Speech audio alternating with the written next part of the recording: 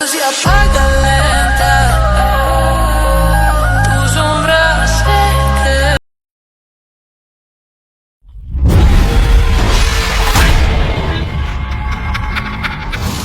तो ये एक मामूली सा ओपन एंड शर्ट केस ही है। आप चिंता मत कीजिए, हमें जो इन्वेस्टिगेशन करनी थी वो हम कर चुके हैं। आप या आपके परिवार में अब कोई बात नहीं आएगी। तभी आरब का छोटा भाई रोहित वहां आ जाता है। शुक्रिया इंस्पेक्टर साहब। कोई बात नहीं, अभी के लिए आप लोग जा सकते हैं। अगर हमें कोई जरूरत पड़ेगी तो हम आपको कांटेक्ट करेंगे। ठीक है। आरब बिना कोई शब्द बोले चुपचाप वहां से उठकर चला जाता है।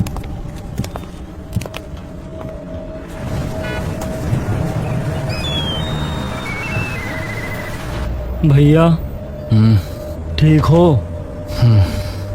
आप चिंता मत करना भैया, मैं हूँ, कभी भी जरूरत हो तो बुला लेना। आरब उसकी तरफ देखकर हल्का मुस्कुरा देता है। पूरी गाड़ी में एक ऐसी शांति छाई होती है मानो कोई अनचाहा साया उनके जहन पर आ बैठा हो।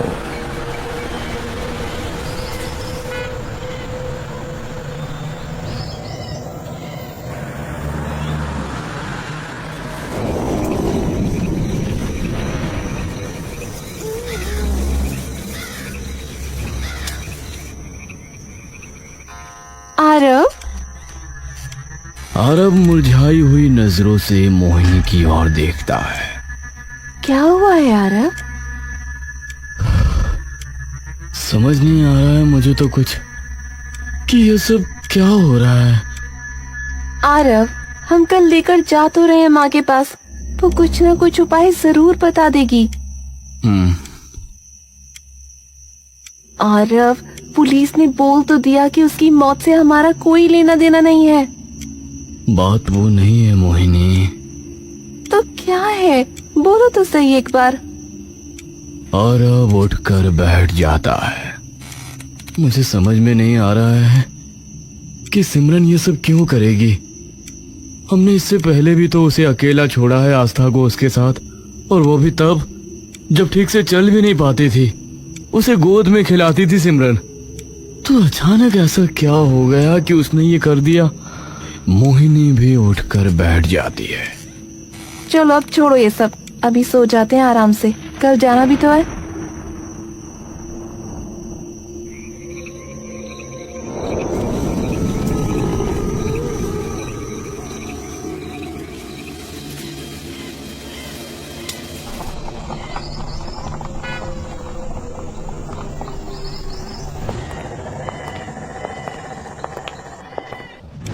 पापा, क्या हुआ? नानी क्या कर रही है ये? कुछ नहीं, बस तुम्हें ठीक करने के लिए कर रही है जो कर रही है। और डर क्यों रही हो, मैं हूं ना। बीरो आंख बंद कर आगे पीछे होकर जोर जोर से मंत्र का जाप करती जाती है। ओम काल प्राण भवति शुद्धि बुद्धि शुद्ध प्रवृत्ति। ओम काल प्राण भवति। आस्था घबराकर आरब से और जोर से चिपक जाती है, और तभी बीरो एकदम से आस्था का हाथ जोर से पकड़ लेती है। पापा, डरो मत, डरो मत, कुछ नहीं होगा, डरो मत। बीरो उसकी हथेली खोलकर उसमें थोड़ा सा नमक डाल देती है। मुट्ठी बंद कर।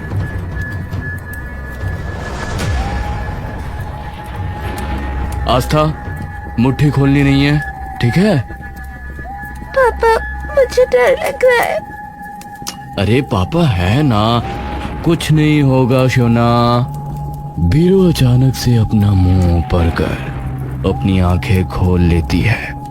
उसकी दोनों आंखों की पुतलियां अब बिल्कुल ऊपर जा चुकी होती हैं। ओम काल प्राण भवति शुद्धि बुद्धि शुद्ध प्रवृत्ति। ओम काल प्राण भवति। आस्था अपने पिता के सीने से चिपक जाती है।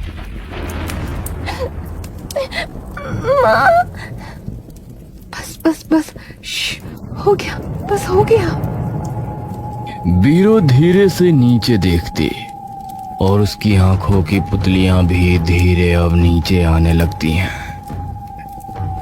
बीरो अपनी हथेली से वो काला धागा निकालकर आस्था की कलाई पर बांध देती है और प्यार से आस्था के सिर पर हाथ फेरती है। बिटिया, इसे अब कभी मत उतारियो अपने हाथ से, ठीक है? ठीक है नानी। चलो अब मैं और तुम कुछ खाने बाहर चले, तब तक माँ और नानी बात कर लेंगी। ठीक है, पर मैं पास्ता खाऊंगी। ठीक है, आते हैं हम माँ। ठीक है।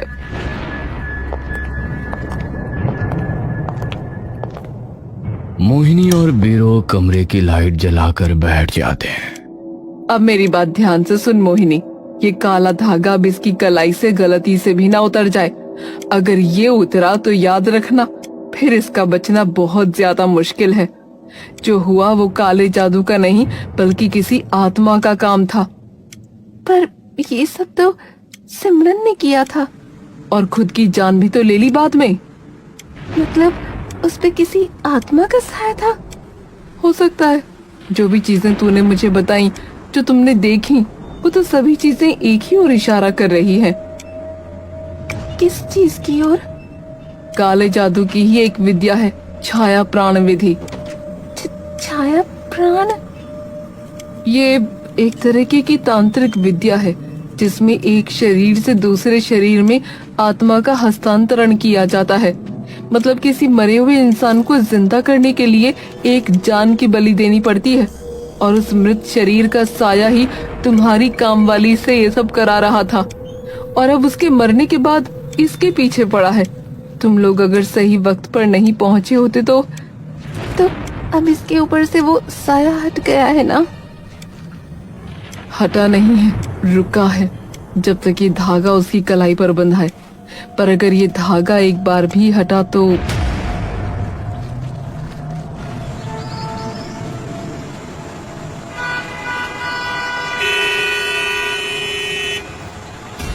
आस्था गुस्से से बड़बड़ाती हुई घर में आती है और अपना बैग उतारकर जोर से जमीन पर पटक के मारती है और जाकर सोफे पर बैठ जाती है। मोहिनी जैसे ही कमरे में घुसती है उसका खून खौल जाता है। क्या बदतमीजी है ये? आपको थोड़ी कुछ कह रही हूँ मैं। पहले तो ठीक से बात करो। और ये बैग कहाँ फेंका हुआ है? उठाओ इसे। बाद में उठा लूंगी। अभी उठाओ। क्या है? आपको पता भी क्या हुआ है मेरे साथ?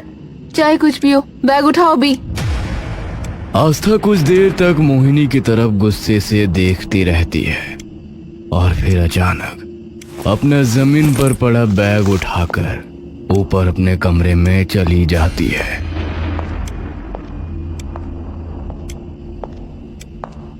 और जोर से अपने कमरे का दरवाजा बंद कर लेती है और एक बार फिर से अपना बैग अपने बिस्तर पर फेंक देती है। सबको बस अपनी पड़ी है, मेरी तो कोई सुनता ही नहीं। तभी आस्था के पीछे से एक औरत की आवाज आती है। मुझे बताओ, मैं सुनूंगी। वह आवाज सुनते ही आस्था को मानो कई वाट का झटका लगता और वो बेड से उछलकर खड़ी हो जाती है।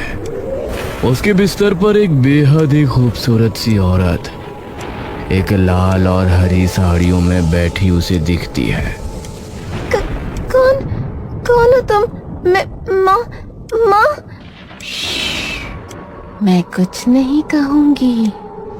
आस्था हांफती हुई एकटक बस उस औरत की तरफ देखती रहती है।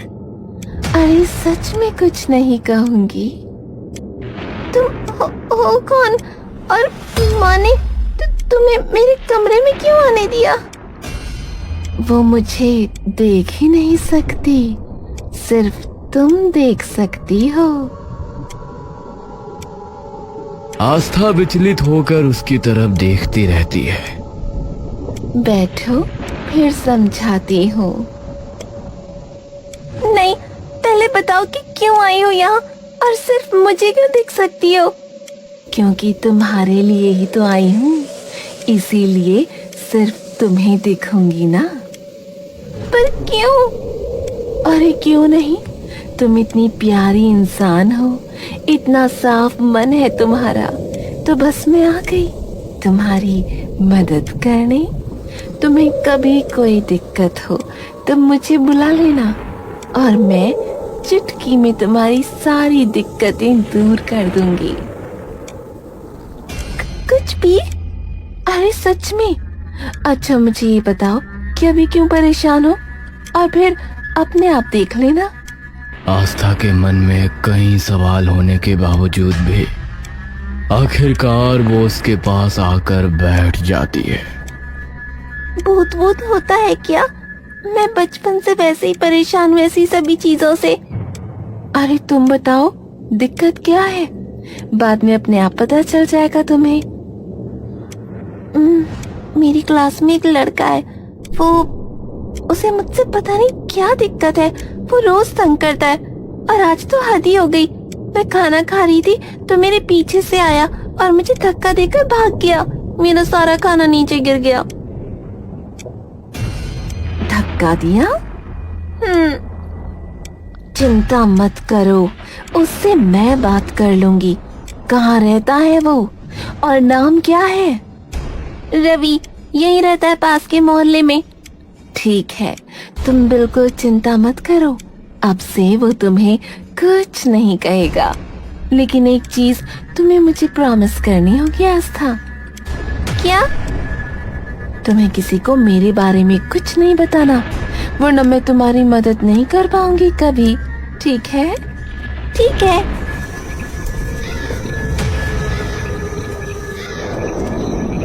रवि अपने बिस्तर पर आराम से सो रहा होता है कि तभी उसे अपनी गर्दन पर एक मुलायम सा स्पर्श महसूस होता है।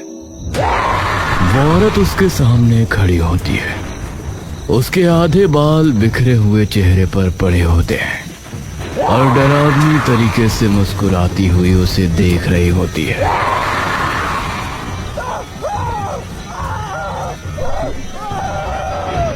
रवि, तू ही है ना? बहुत शौक है ना तुझे लड़कियों को तंग करने का?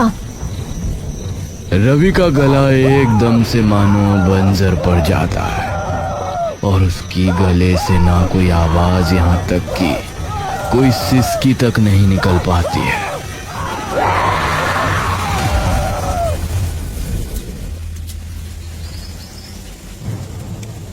आस्था खुशी से चहकती और दौड़ती हुई अपने कमरे में आती है। आपने क्या किया ऐसा? वो तो डर से कांप रहा था। उसने इतनी बार मुझे सॉरी बोला, वो भी पूरी क्लास के सामने। मजा ही आ गया। मैंने कुछ भी नहीं किया, मैंने तो बस बात की थी उससे। हाय, मन तो कर रहा है कि आपको गले लगा लूं। अरे बस वही नहीं कर सकते हम दोनों, वरना मन तो मेरा भी है। आप प्लीज कभी मुझे छोड़ के मत जाना। तभी बाहर से मोहिनी की आवाज आती है। आस्था, क्या हुआ?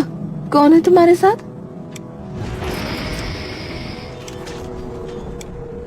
कोई नहीं है माँ, ऐसे ही।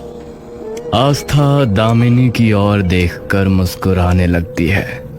चिंता मत करो, अब मैं कहीं नहीं जाऊंगी।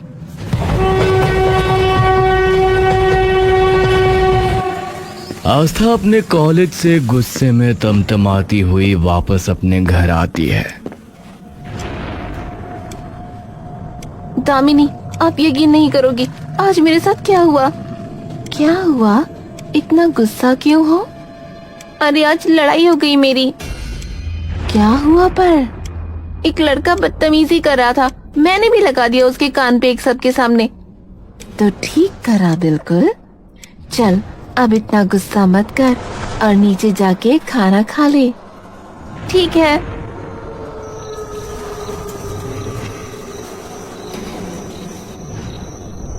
आस्था अपने बिस्तर पर आराम से सो रही होती है कि तभी उसका फोन बजने लगता है। आस्था हल्की सी आंखें खोलकर देखती है। इतनी रात को किसका फोन है? हेलो। हैं, आस्था बोल रही हैं? तुम कौन? चिराग राठी, जिसके भाई को तूने रटपट्टा मारा सबके सामने। आस्था की नींद से भरी आंखें एकदम से खुल जाती है और वो एक झटके में उठकर खड़ी हो जाती है।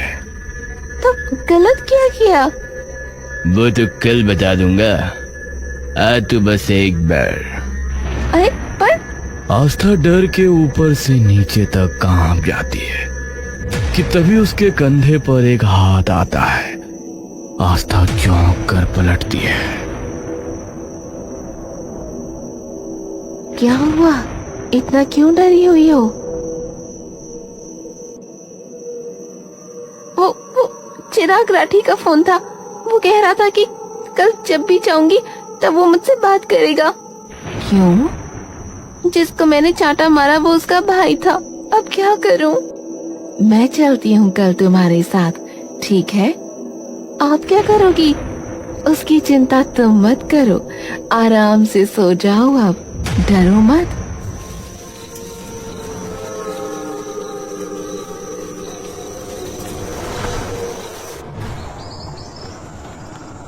आस्था धीरे से कॉलेज के गेट की ओर अपने कदम बढ़ाती है कि तभी चिराग उसके सामने आ जाता है। हाँ भैया, आ गई एक्शन हीरोइन। अब क्या करूं? यहाँ तो बहुत सारे लोग हैं। ये तो मैंने भी नहीं सोचा था। क्या? अबे वो किससे बात कर रही है? अरे चौधरी, ला जरा इसे पकड़ के कोने में। तभी पीछे खड़ा एक लड़का आकर सीधा आस्था की तरफ आने लगता है।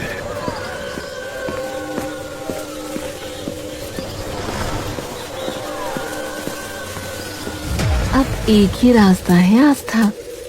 आस्था अपनी आंखों की पुतलियां दामिनी की तरफ घुमाती है, पर उसके लिए तुम्हें अपना काला धागा निकालना पड़ेगा। पर माने? अबे क्या बड़बड़ा रही है? चिराग जोर से उसके बाल नोच लेता है। आस्था, समय नहीं है, मुझ पे भरोसा है ना? कुछ नहीं होगा। आस्था अपनी कलाई पे बंधे काले धागे को देखती है और धीरे से आखिरकार उसे खोल देती है। खुल गया, खुल गया।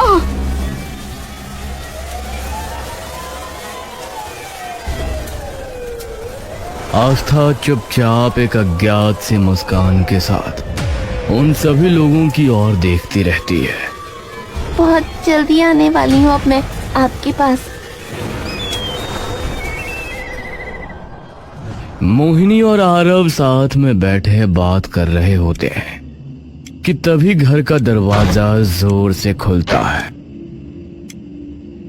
आस्था? कौन आस्था? आरव और मोहिनी सोफे पर एकदम से खड़े हो जाते हैं और तभी मोहिनी की नजर आस्था की खाली कलाई पर पड़ती है। आरव? क्या हुआ? उसका धागा कहाँ है? आरव तभी आस्था की कलाई की तरफ देखता है और दौड़ता हुआ उसके पास जाता है। आस्था, वो धागा कहाँ है? मना किया था ना हमने कितनी बार कि उसे नहीं उतारना।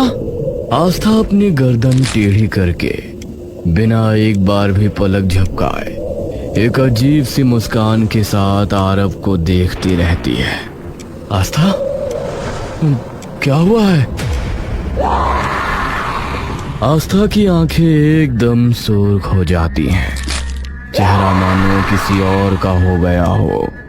वो अचानक अपने दोनों हाथ उठाकर और फिर एक झटके में उसे जमीन पर पटक देती है। आस्था, क्या कर रही हो? मोहिनी के पैर मानो जमीन में ही गड़ जाते हैं। मोहिनी हर सांस के साथ आरव की तरफ जाने की खूब कोशिश करती है, लेकिन उसके पैर मानो उसे हिलने से रोक रहे होते हैं। आस्था, ये क्या कर रही हो? वो पापा है तुम्हारे। आस्था की नजर अचानक से आरव से घूमकर अब मोहिनी की ओर चली जाती है।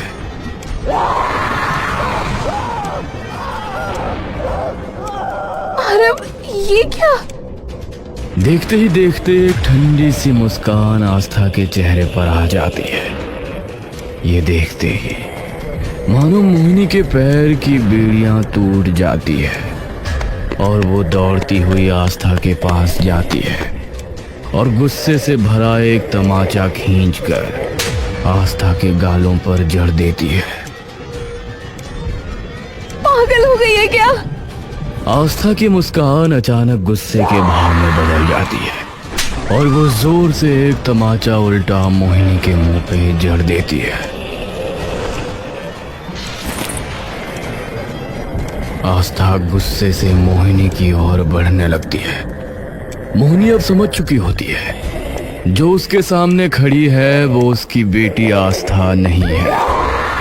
आस्था का हर बढ़ता कदम मोहिनी के दिल धड़कने और बढ़ा देता है। तभी पीछे से एक फर्राटेदार डंडा आकर सीधा आस्था के सिर पर लगता है और वो खड़े खड़े वहीं बेहोश होकर गिर जाती है।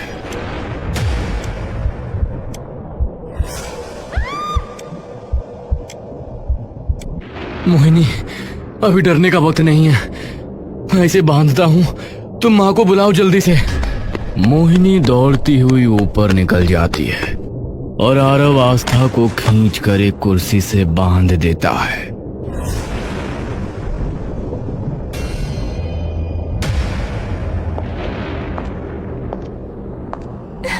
माँ, अब क्या? मैंने कहा था ना, धागा नहीं उतरना चाहिए। माँ, मुझे नहीं पता ये सब कैसे हुआ। अब मैं कुछ नहीं कर सकती, मेरे बस से बाहर जा चुका है ये। एक इंसान है जो शायद कुछ कर पाए। कौन? ऋषि कालमुख। उनके तरीके थोड़े सख्त हैं, पर अब उनके पास जाने के अलावा हमारे पास कोई चारा नहीं है। कहाँ जाना है? उनके आश्रम। उनके आश्रम जाना होगा। तुम इसे गाड़ी में बैठाओ और रस्सी मत खोलना। ठीक है।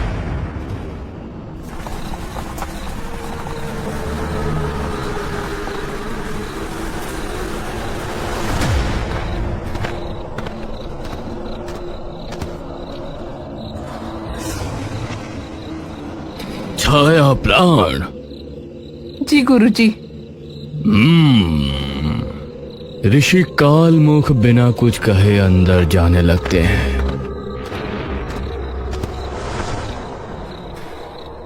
मैं जब कहूं तब इसे अंदर ले आना। जी। सभी लोग कई देर तक ऋषि के बुलाने का इंतजार करते हैं और तभी धीरे से एक दरवाजा खुलता है और एक आवाज आती है, आ जाओ। आरव आस्था को उठाकर सबके साथ अंदर आ जाता है। उस कमरे के माहौल देखकर मोहिनी और आरव की सांसें मानो कुछ देर के लिए थम सी जाती हैं। इसे इस त्रिकोण के बीच में लिटा दो और इसकी रस्सियां खोलो। आरव इसे त्रिकोण के बीच में लिटाकर उसकी सारी रस्सियां खोल देता है और तभी उसकी आंखें अचानक खुल जाती हैं। ऋषि कालमुख जल्दी से उसके पास आ जाते हैं। जाओ, तुम यहां से जाओ, निकलो। आरव छटपटाकर उस त्रिकोण से बाहर निकल जाता है।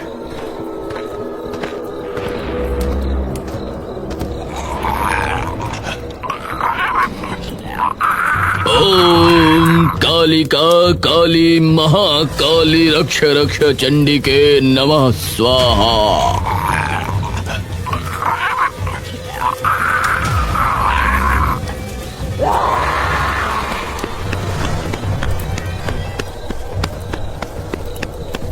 आस्था, आस्था। हाँ, जा। लेकिन आस्था उसे जोर से दूर धकेल देती है।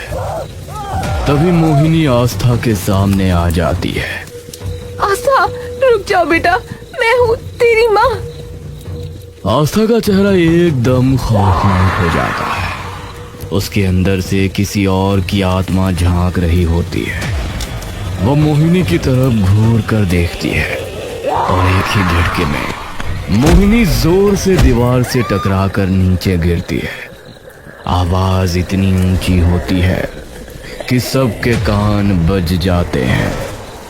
आस्था नंगे पैर भागने लगती है। रात का अंधेरा, हवा के तेज झोंके और पीछे सब लोग चिल्लाते हुए दौड़ते हैं। आस्था अब अपनी सोच और समझ का हर कतरा गवा चुकी होती है। पकड़ो उसे, वो शरीर के पास जा रही है। कौन सा शरीर? उस आत्मा का शरीर जिसके लिए ये छाया प्राण यज्ञ किया था तुम्हारी काम वाली ने। मतलब वो किसी मरे हुए शरीर के पास जा रही है? हाँ, उसी जिसमें उसका अंतिम बंधन था। उसका अपना शरीर जिसे कब का मर जाना चाहिए था पर नहीं मरा, जिसका मन कभी शांत नहीं हुआ। अगर वो शरीर जिंदा हो गया तो इस संसार में एक और प्रेत जन्म लेगा जो सबके लिए बहुत बड़ा खतरा है। आस्था बिना एक पल के लिए भी रुके दौड़ती चली जाती है। ये तो रोहित के घर की तरफ जा रही है। रोहित के घर? पर वहां क्यों? सब लोग घर के बाहर रुक जाते हैं। आरब का दिल जोर से धड़क रहा होता है। यहाँ क्या है? आस्था जोर से वो गेट खोलती है और किसी पागल कुत्ते की तरह नीचे दौड़ती हुई चली जाती है।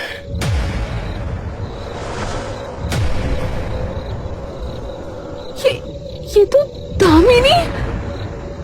कौन? रोहित की बीवी जो कई साल पहले गुजर गई थी।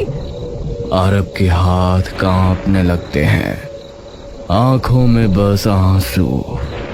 दामिनी? पर ये कैसे? रोहित? भैया आप समझे नहीं, मैं उसे वापस ला रहा हूँ, मेरी दामिनी को। तू पागल हो गया है क्या? तू नहीं भैया, आपके पास सब है, माँ जैसी प्यार करने वाली सास, बेटी, पर मेरे पास मुझे भी हक है खुश होने का। और बेटी तो दोबारा भी हो सकती है। आपको दोबारा मौका मिल जाएगा जीने का, पर मेरे पास बस यही एक मौका है। मुझे बस दामिनी चाहिए थी, मुझे मेरी दामिनी चाहिए थी। आप अगर उस दिन घर नहीं गए होते तो सिमरन अपने आप सब कुछ कर लेती। मेरी दामिनी जो थी उसमें सबसे समझदार, सबसे अच्छी। ऋषि जी कुछ कीजिए, ऐसे तो वो मुझसे मेरी बच्ची छीन लेगा। उसकी आत्मा उसके शरीर के पास पहुंच चुकी है। अब अगर वो प्राण स्थापना पूरी कर लेगा तो कोई उसे रोक नहीं सकता।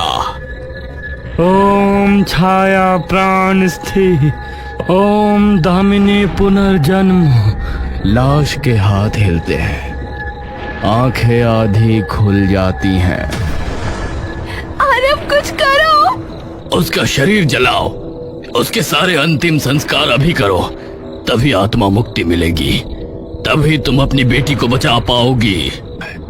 आंखों से आंसू बहते हुए, मोहिनी तुम उसका शरीर लेकर बाहर आ जाओ और उसका देह संस्कार करो, इसे मैं देखता हूँ। मोहिनी जैसे ही दामिनी के शरीर की ओर बढ़ने लगती है, तभी रोहित उसके सामने आ जाता है।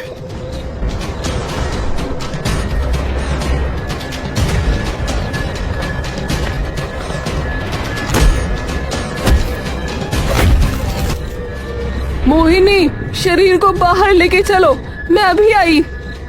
मोहिनी आंसुओं से डूबी हुई दौड़कर दामिनी का शरीर खींचती है और बीरों की मदद से उसे बाहर ले जाती है।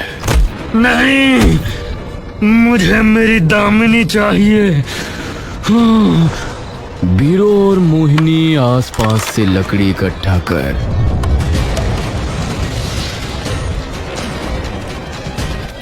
और अंत में उसका देह संस्कार कर देते हैं। देखते ही देखते धधकती आग की लपटें एकदम स्थिर हो जाती हैं। आरव रोहित को छोड़ देता है और रोहित बस रोता रोता जमीन पर गिर जाता है। दामिनी, दामिनी। जब प्रेम रोग बन जाता है तो प्राण भी विष बन जाते हैं।